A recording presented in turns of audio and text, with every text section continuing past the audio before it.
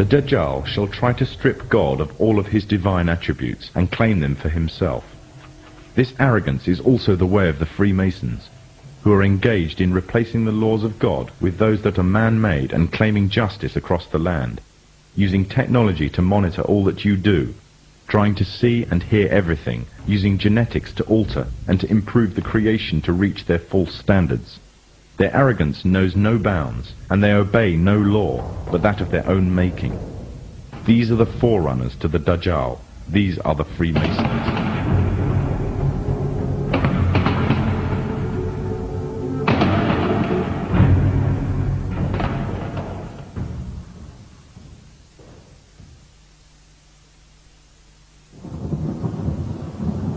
Prophet Muhammad said that a time would come when the whole world would gather around to plan the destruction of the Muslims, as if they were gathered around a table to take part in a meal.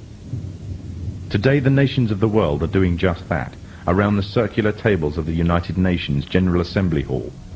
He also said that the time of the Dajjal will be years of confusion. People will believe a liar and disbelieve one who is trustworthy, and those who rebel against God will have a say in general affairs. Today, during the time preceding the Dajjal, there is also a time of confusion. The system set up by the forerunners to the Dajjal have ensnared many Muslims away from truth, using lures such as wealth and materialism and fulfillment of earthly desires. A miserable trade indeed. These times of tribulation are like a giant sieve, sorting out the true believers from the apostates and hypocrites. Many have adopted the lifestyle and philosophy of the Dajjal system, retaining perhaps only their Muslim names or clothing, wearing them like a badge to their identity, and in every other way embracing wholeheartedly the system that is being used to eradicate Islam.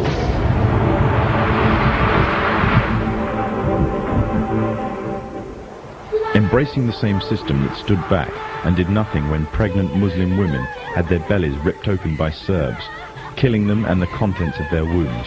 The same system that stands still whilst women and small girls are being raped in Kashmir. A system that stood still whilst mothers saw their children dragged away by soldiers during the night, never to return, simply because they spoke out against being refugees in their own homeland. And the same system that said nothing to the tyrant, that gassed women and children simply because he danced the Masonic tune. For those who choose this system, claim to love Allah and His Messenger, but hate what He has brought, leave the guidance that is Islam, and they adhere to the evil system of the Dajjal, living their lives in accordance with its rules, and seeking from it worldly rewards, disregarding the truth that is the laws of Allah. They are those who invite upon themselves the wrath of Allah. They came down to the side of the road by the thousands. And they had Kuwaiti flags, and some had American flags. The forerunners to the Dajjal have set up this system to destroy Islam, either directly, through military and economic coercion, or indirectly, using ideological warfare. They have divided and conquered, instilling diseases such as nationalism and racism into the heart of the Ummah. Their biggest fear is Muslim unity and revival of the message brought by the last prophet to mankind. And everything they do is geared to prevent this. They have manipulated Muslims, setting up and promoting divides. They have installed their own universal language, compelling all to learn or be shut out, and reducing Arabic to secondary and inferior language in society. And what they have used most to keep the Muslims at bay is oil.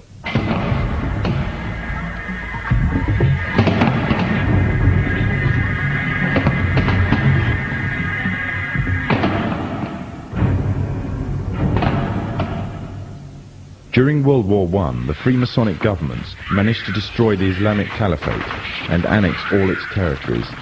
The part now called Iraq was put to British mandate, and current borders were defined by them and through the Iran-Iraq War. After its independence, the USA took over interest in Iraq. In fear of a purist Islamic uprising, the CIA aided the Ba'ath Party's rise to power, making Saddam Hussein the leader of Iraq and an ally to the Masonic states. When Kuwait later started raising its oil prices, It was destroying the war-torn economy of Iraq. Threats were made but ignored. The situation worsened until finally Iraqi troops were mobilized to the border.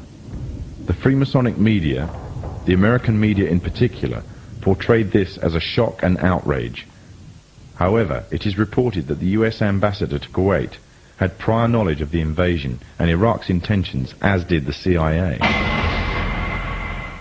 After the Gulf War, Saddam is still alive, and Kuwait has been liberated. It remains to be asked exactly what purpose the Gulf War served to its Freemasonic orchestrators.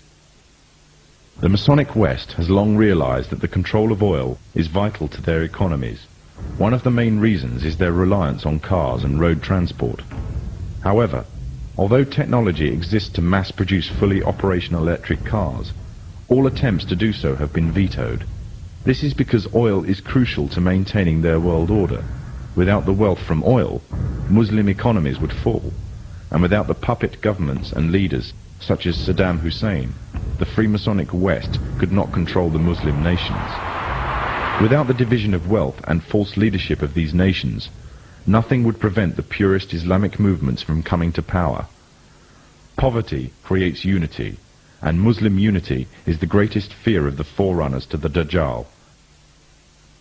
The Gulf Wars serve many purposes: to promote Western unity, to create divides amongst the Muslim nations, to act as a testing ground for an entire arsenal of military weapons and cocktails of chemicals and drugs. But most of all, it served to ensure a strong military presence in the Middle East. The Dajjal has placed a strong hold in the very heart of Islam itself and laid a firm grip on the Muslim holy lands. But although they plan, Allah also plans, and Allah is the best of planners. The final victory will be with the Muslims.